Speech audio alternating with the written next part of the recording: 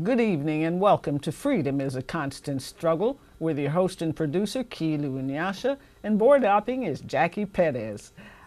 My guests today are Bilal, Mafundi Ali, and Devorah Major. Bilal will be my first guest, but before I introduce him, I want to commemorate the transition or the assassination of El Hajj Malik El Shabazz, also known as Malcolm X.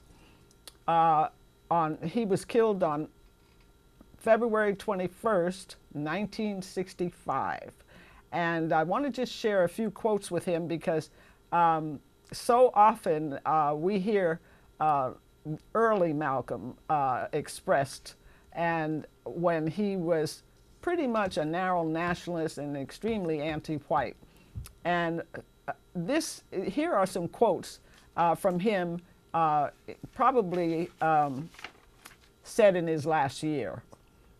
Quote, "I am not a racist. I'm against every form of racism and segregation, every form of discrimination. I believe in human beings."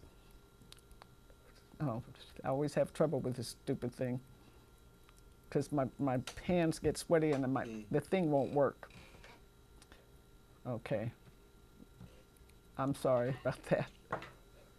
Oh boy. Where'd it go? There it is. "I'm against every form of racism and segregation, every form of discrimination. I believe in human beings and that all human beings should be respected as such, regardless of color, regardless of their color. I am not a racist. In the past, I permitted myself to be used to make sweeping indictments of all white people, the entire white race. And these generalizations have caused injuries to some whites who perhaps did not deserve to be hurt. Because of the spiritual enlightenment which I was blessed to receive as a result of my recent pilgrimage to the holy city of Mecca, I no longer subscribe to the tenets of racism. I can state in all sincerity that I wish nothing but freedom, justice, and equality, life, liberty, and the pursuit of happiness for all people. Quote, I am not a racist in any form whatsoever. I don't believe in any form of discrimination or segregation." And then he talked about unity and brotherhood. Too bad he wasn't into humankind yet. Quote, "It is a time for martyrs now, and if I am to be one, it will be for the cause of brotherhood. That's the only thing that can save this country. Our people have made the mistake of confusing the methods with the objectives.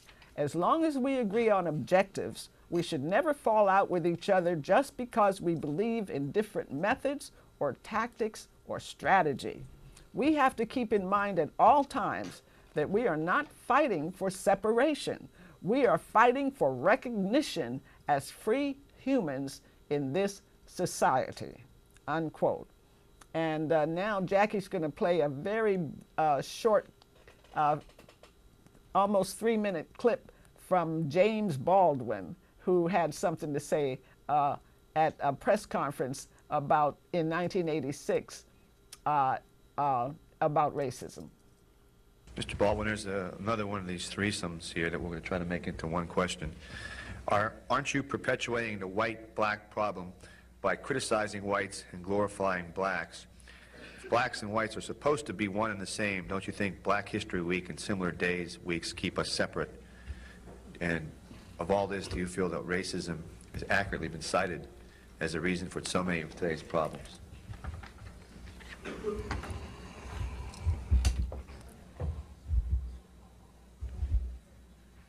Well, I'll take the middle question first. I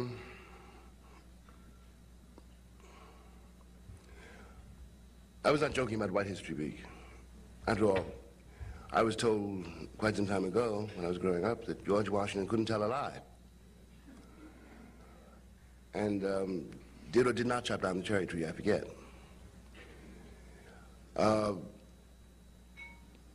I'm serious about that. White Americans really do not know their history. And that's one of the reasons they're in trouble. And when I suggest White History Week, I'm not really just making a parody of Black History Week, but I'm suggesting that the truth about this country is buried in the myths that white people have about themselves. And these myths have to be excavated. They can only be excavated by white people. Or, in other words, I may know this history, the history of this country, better than whatever teacher is trying to teach my child.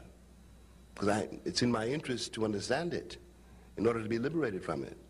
Most white Americans cling to the idea of being white and, because they don't want to find out what else they might be. But if I know that I have black and white ancestors, so do you. And no one in this country can prove they're white. No one would dare to try to prove that. And I'm not trying to glorify black people or denigrate white people.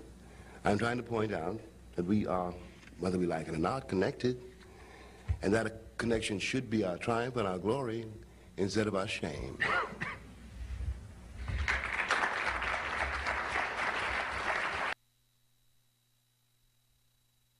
And that was James Baldwin.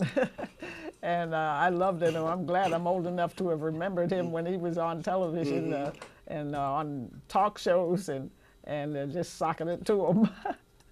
But I'm going to introduce my guest, Bilal Mafundi Ali, who is currently a human rights advocate and organizer with Poor Magazine.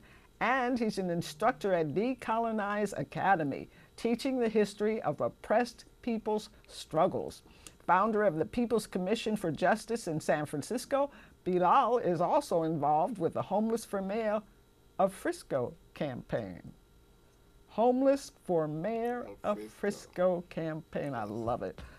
Talk to me. All right. Well, thank you, Tilo, for it's always an honor to be invited on Freedom is a Constant Struggle, and it's more than an honor to be in your presence because you've been a constant freedom fighter for many, many years. And so have you, about 30. I'm feeling it too.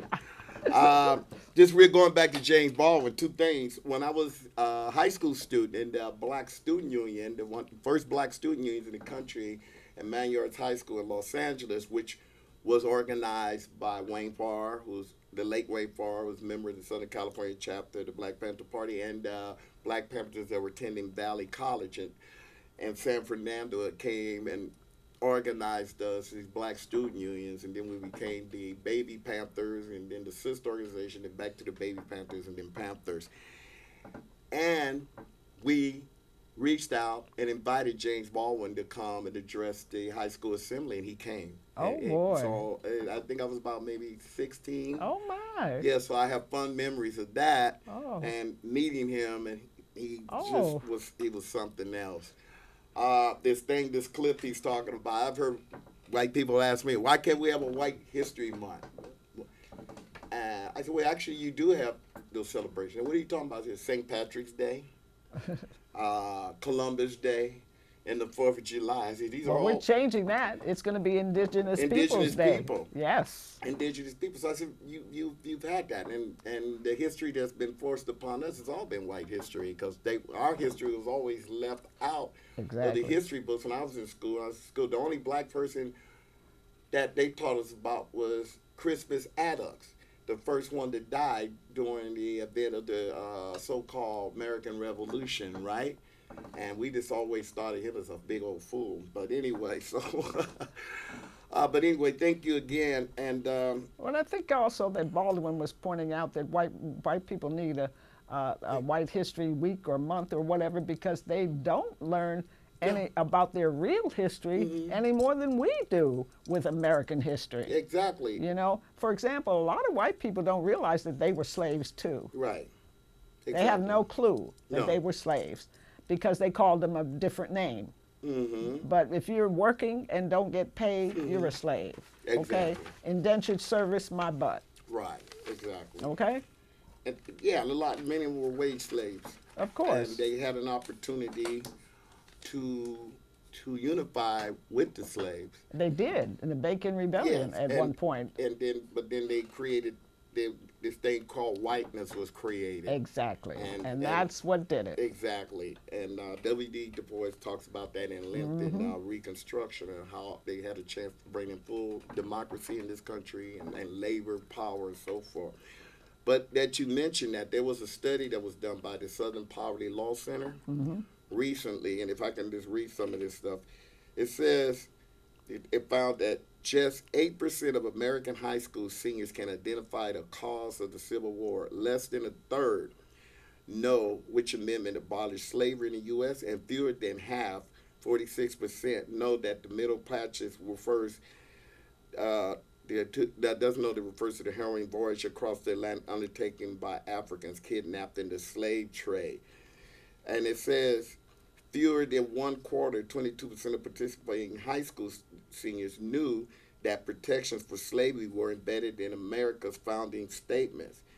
And it also showed that teachers fared almost as poorly. Despite 92% claiming that they were comfortable discussing slavery, most implemented a course of study that could be described as incomplete at best and negligent at worst. Nearly half of the teachers failed to teach their students that protections for slavery were enshrined in the U.S. Constitution, while only a fraction, more than 54%, explored the institution's legacy on American society today. Doesn't surprise me. And I was mentioning to you, I met a young woman that attended Malcolm X High School in the Bayview, and she asked me, was Malcolm still alive? When I said, no, Malcolm was killed. Didn't you know that? She said, when was he killed? So here's someone going to a school named after Malcolm X and doesn't know anything about Malcolm X. And I encourage the parents that sent their kids to that school to go and jam up that administration. What's going on with that? For real. So Black History, we're back at Black History Month again, or African American Heritage Month. I say Black because African American to me is oxymoron. I don't ever remember in America being for Africa. So anyway, Well, yeah, I sometimes I think it's appropriate because if you go overseas, you're an American, whether you like it or not. Yeah. And I prefer to identify as an African American. Okay. All right. Myself. That's good. I've been overseas. Yeah. Yeah. So I penned a piece in the San Francisco Bayview News about Black history. It's called Black History, or Thinking the Slaves Were Making America Great. And what I was pointing out in there, that we have this sanitized version of Black history, and that Black history is not just 1 month out of the year and the shortest month on that, but Black history is an ongoing thing, and that American history is actually Black history, because without Black folks, there would not be an America. And I just wanted to, point out how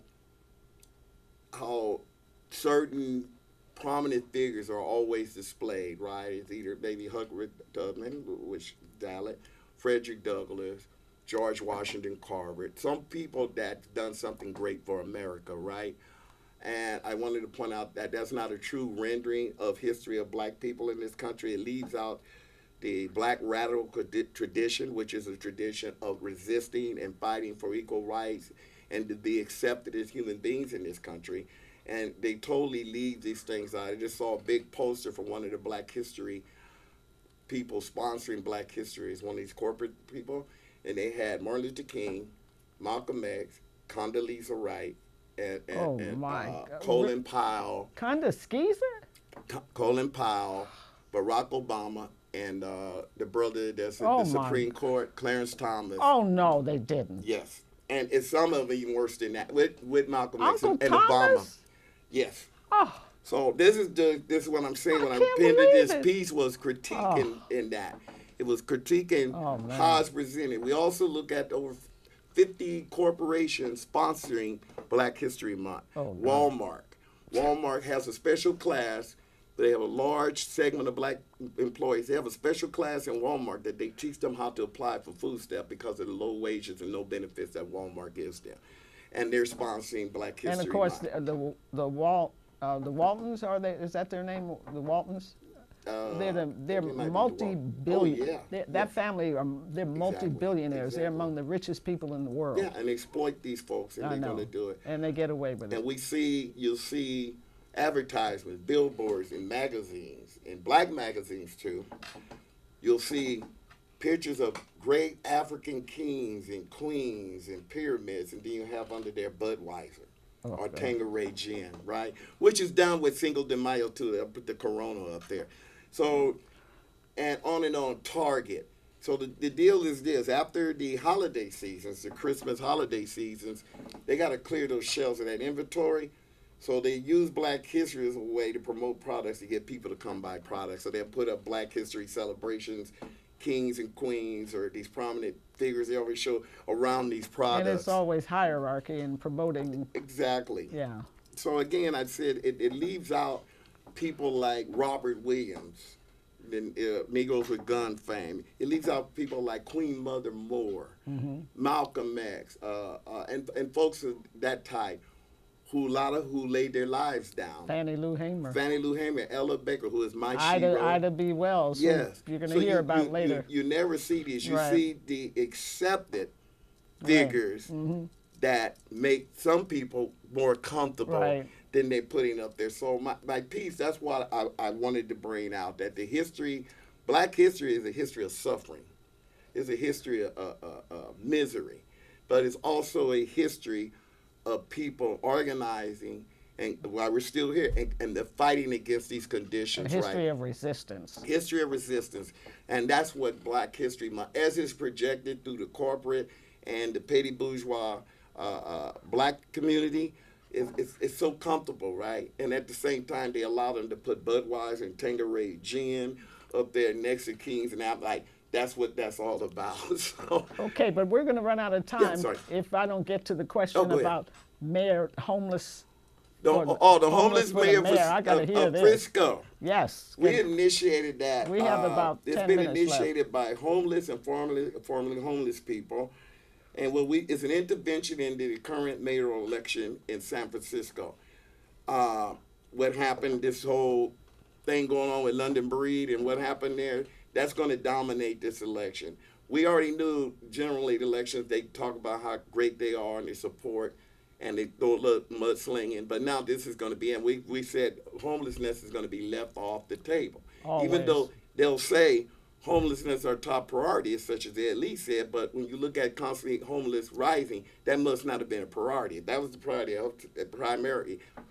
his primary goal, I hate to see the secondary goal. So homeless people are left out any decisions that have been impacting their lives. Decisions are made, they're not working. The article came out in the Examiner today talking about how the navigation centers just put people in for 6 days and throw them right back out on the street, further traumatize them. None of the candidates so far have talked about how they will solve the homeless problem and address those driving factors that cause homelessness, right?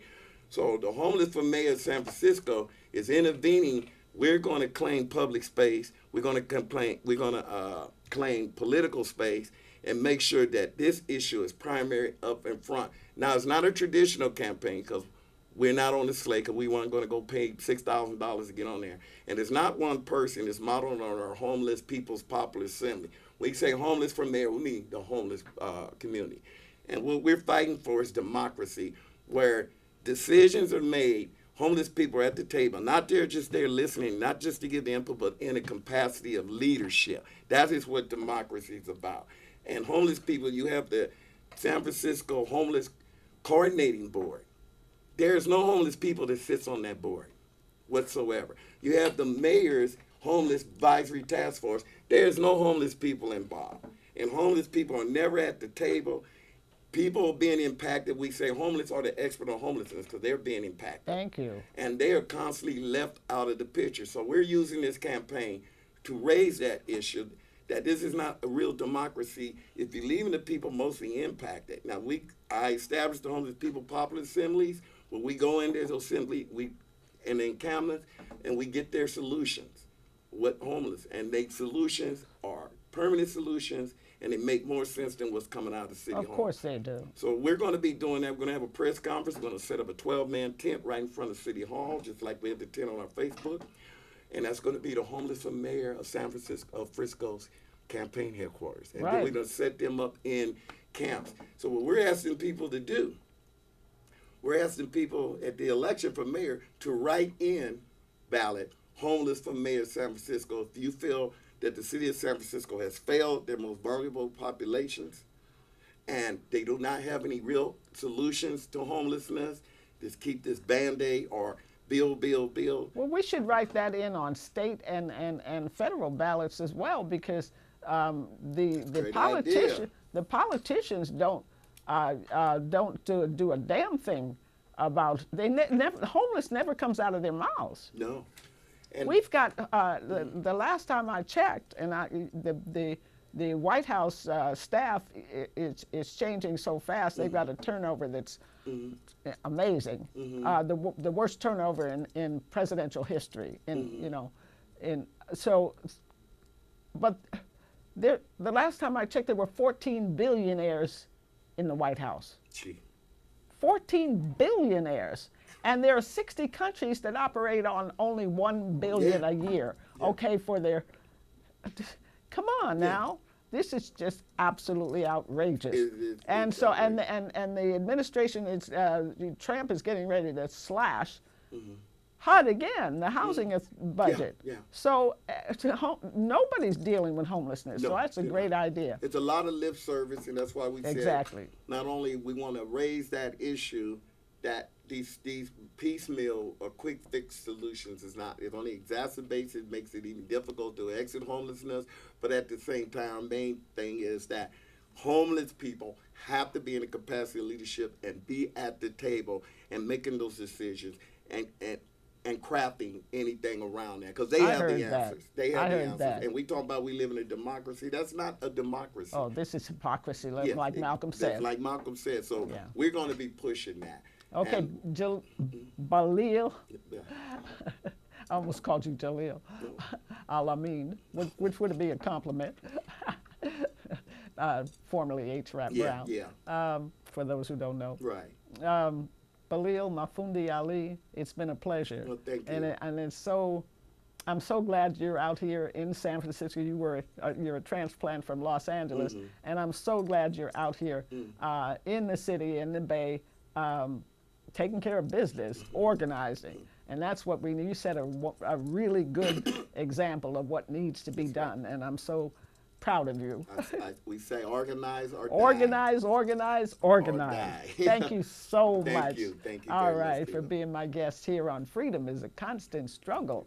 And next up is a short video on my favorite mentor, one of them anyway, if not my very favorite, Ida B. Wells, Barnett.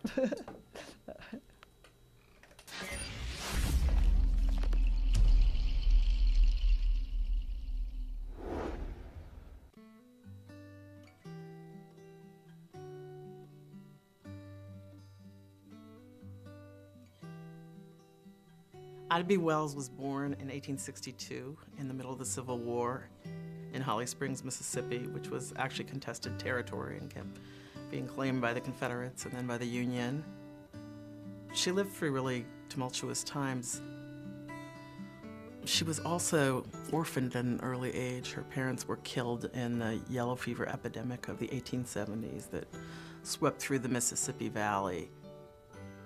And she was left at 16 years old to take care of her 5 surviving brothers and sisters. After her parents passed, their friends were going to take the children and split them up, and Ida did not want this to happen. She became a teacher essentially to support her brothers and sisters and keep the family together. She's only 16, but she had basic education, which was enough in those days to teach at a rural country school where she'd educate black children. She had a lot of responsibility at an early age, and she managed to somehow rise to it.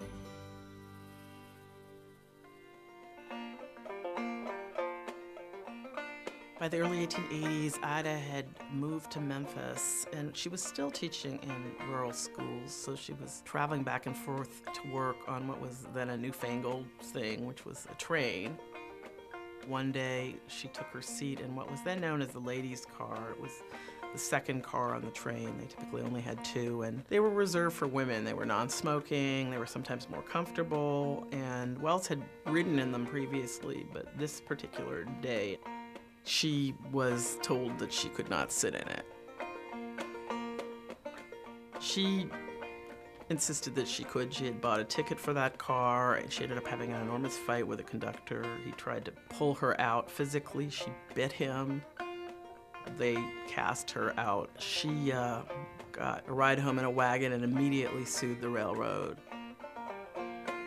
Her suit wound through the courts for several years. In the lower courts, she won. The judge said that she was a respectable-looking person. She was, in fact, a lady, so there's no reason why she shouldn't ride in the lady's car. But when it got to the state Supreme Court, she lost. Tennessee was in the process of implementing segregation during this time, which really took shape after the Civil War, so she couldn't win. She was devastated by not winning, but it turned her into an activist. That was sort of the beginning of her activism. And it was also the beginning of her being a journalist, because she wrote up her experience in a church newspaper called The Living Way.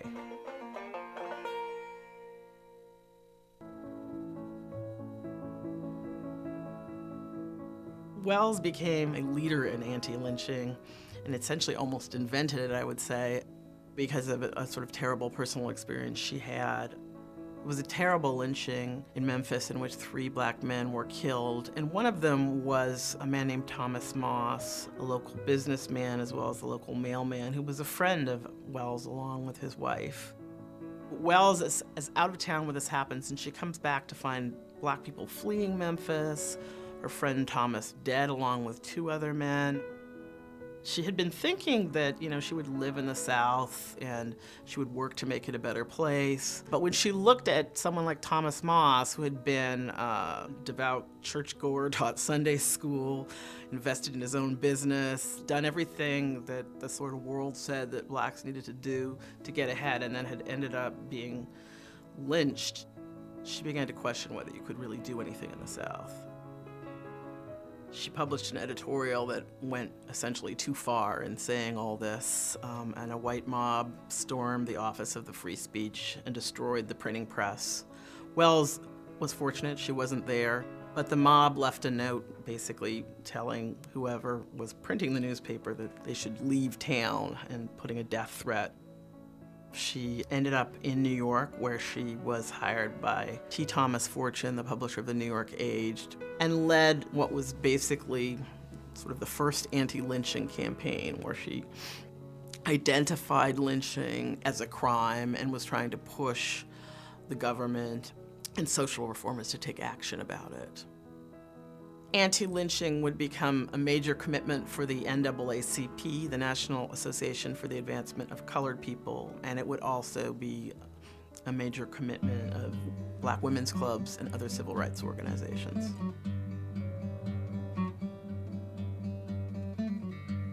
Wells seems to have been a sort of natural feminist from the beginning. She never really seemed to see any reason why she couldn't do everything a man could do. And the fact that she had to support her brothers and sisters from an early age may have sort of shaped her idea of herself as someone who was, sort of head of a family.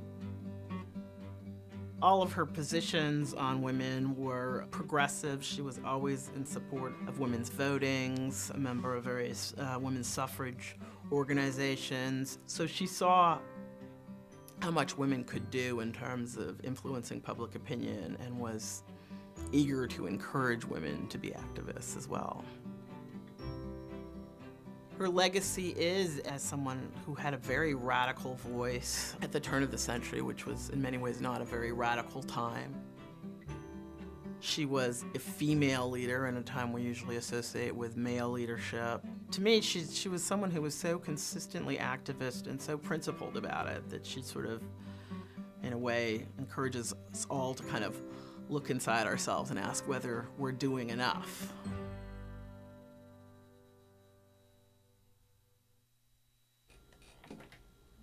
Yes, we should ask ourselves, are we doing enough? And we probably are not. So let's get busy, and because it's a time when we must.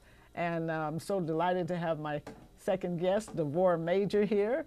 We're not only old friends, but she was the 3rd Poet Laureate of San Francisco, and she's an author, writer. She's poet in residence at San Francisco's Fine Arts Museum. She's a senior adjunct professor in diversity studies at California College for the Arts. And she's written, I don't know how many books now. 9. 9. Well, 9 published. I've written more 9 than published. 9 books. All right. So I'm going to skip all the long resume and just get right to you, because I want to make sure we have enough time to hear some poems. Okay. Well, you know what? I brought this poem. I found out this year that I want to start with the history with Little Africa. So that hurricanes that hit the United States of America all come off the west coast of Africa. Wow. And so there's a fable about it. And I call this a fable, but, okay. African storms born on African shores surge across the Atlantic, bear down on America, delivering mayhem and loss. African winds cannot see and do not hear. All they have is history, heat, memory, and fury, ready at a moment's notice to begin to howl and spin atop the ocean. No less than 15 million dead Africans buried underneath a pathway of waves and tides, their bones still breathing, their spirits still mourning, calling out their forgotten names. Swirling spirits pushed to the surface, joining the wind, circling, growing stronger and stronger and stronger, heading to western shores. African-birthed hurricanes wreak havoc as they travel, offer tears that were shed, tears held back, tears denied, our homes swollen with their sadness, echoing the howls of families torn apart, women raped, men whipped, children starved. Now, this is just a fable, but it is true that all American hurricanes are birthed in African seas. Some caution that we should listen to their voices and their silences and tremble. There is a debt to be paid. Ooh, I love it. Yeah, when I found that out, I just really had to work with that idea. Yeah, that's amazing. And you had talked about history, so I thought maybe to bring some real important San Francisco Black history. So within that, Mary Ellen Pleasant, there's a book out, they call it Mammy Pleasant. This is a woman who, if the postman delivered a letter to Mammy, she would chase after him giving it back. That's not her name. That's not my name. And she was, for a time, a black millionaire. And she just did a lot of things, which is in the poem, but we don't learn our history. I grew up in San Francisco. All the schools I went to were in San Francisco. I didn't know about Mary Ellen Pleasant until I was an adult and worked at the African American Historical Cultural Society. So we don't learn that we have a history that didn't start in World War II. I gotcha. So this is Mary Ellen Pleasant. I came to California in 1852, running from slavers who did not appreciate our successful efforts to free slaves. I am Mary Ellen Pleasant, free woman even when official property, free woman schooled properly in reading and writing, and with Mr. Pleasant's help in resistance. I was not an owner of brothels and had no need for Marie Laveau's voodoo. I worked my magic with my wit and skills. I took funds bequeathed to me by Mr. Pleasant, may he rest in peace, and grew my money through silver and real estate investments, as is my way. I hired, I fired, I created new businesses. I made careers for black people arriving here with a pocket full of nothing, a heart full of dreams, hands ready to work, and brains ready to think. And finally, I had enough money to significantly help our struggle towards freedom, as is my way.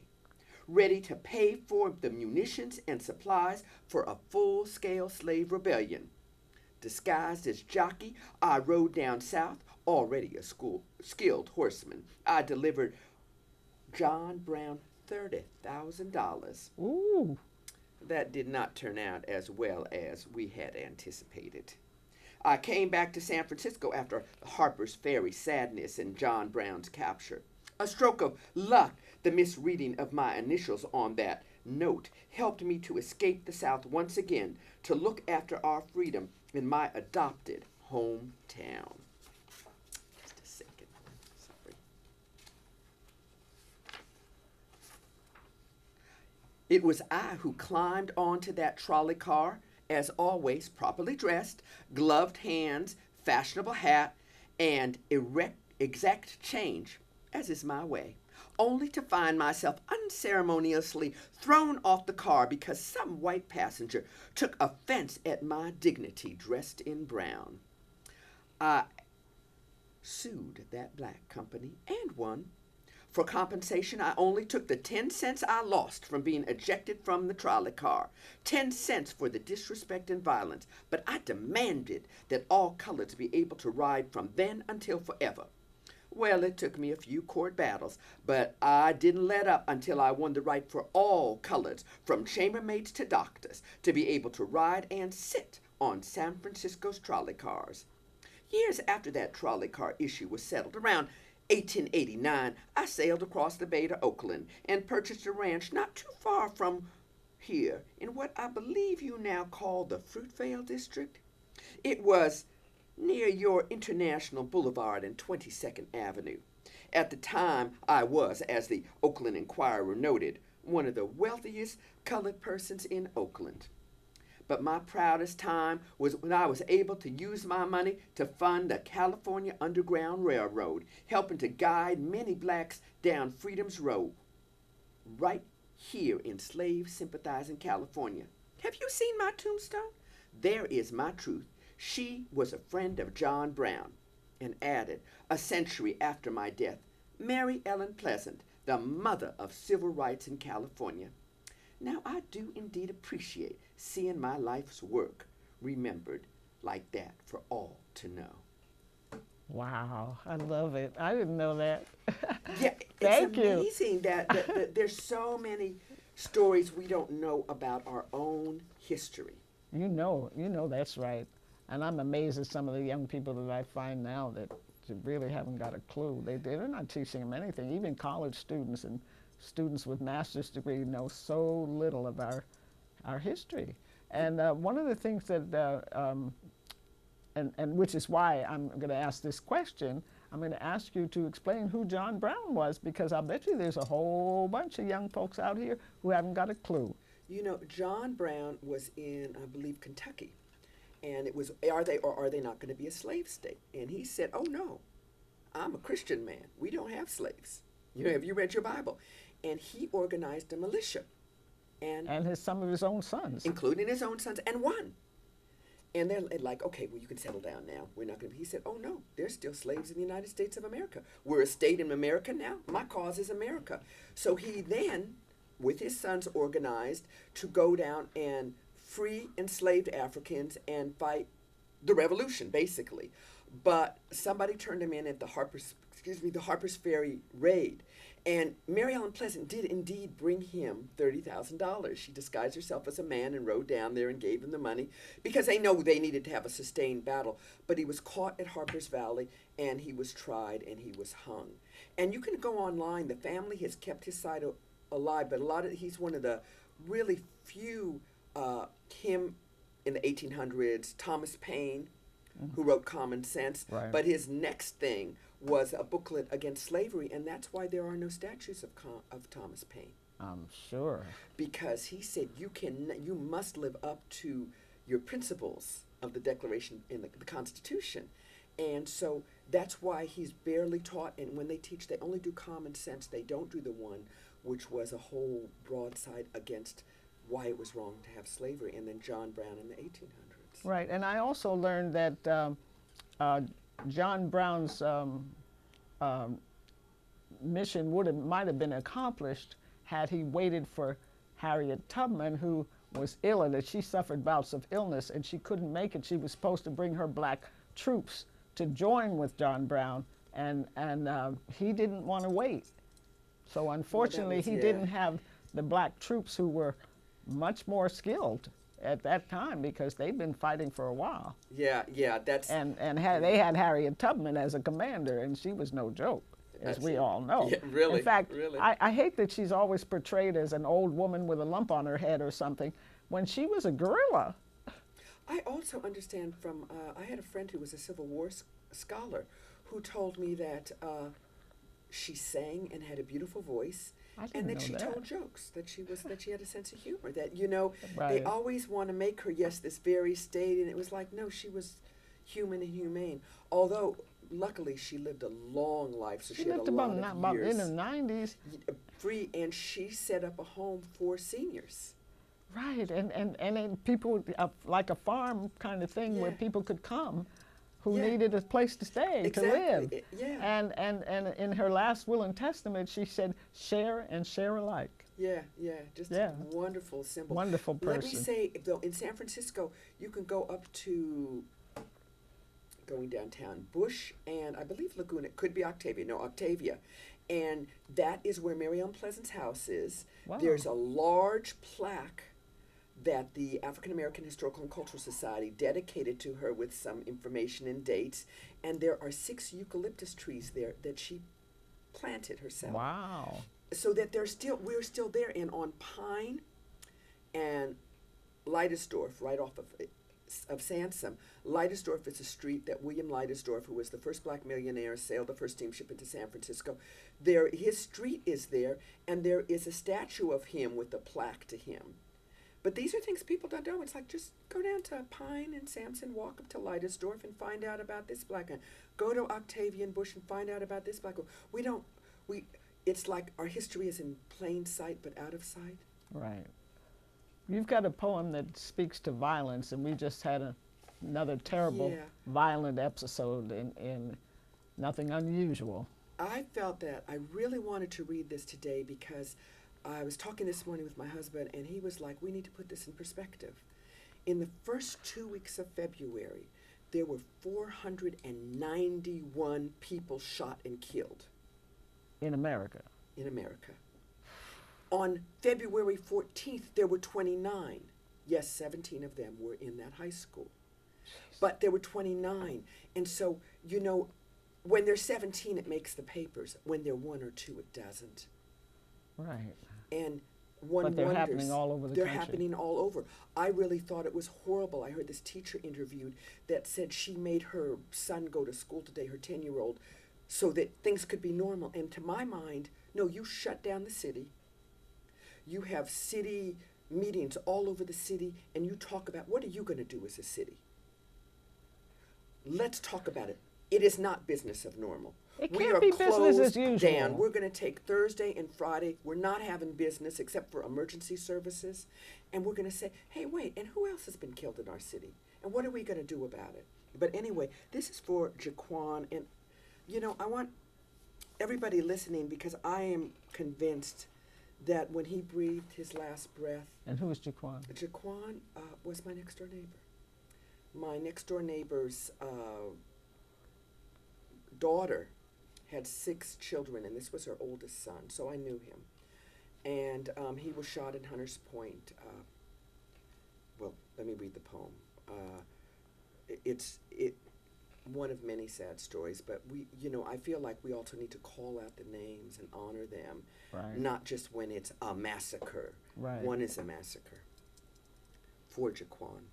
I saw you growing from round-cheeked baby to shiny-eyed schoolboy to streetwise teen, holding your sister on your hip, trading stories with your friend, tossing one twin brother and then the other into the air as each laughed and wriggled.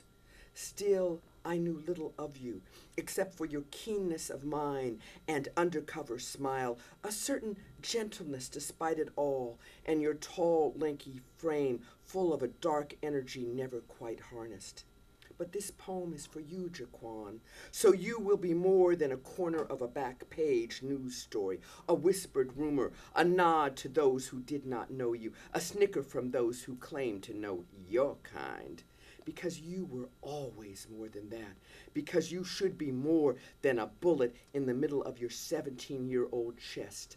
A few blocks from your cousins' homes and the streets where your father roamed and slang, loved and fought.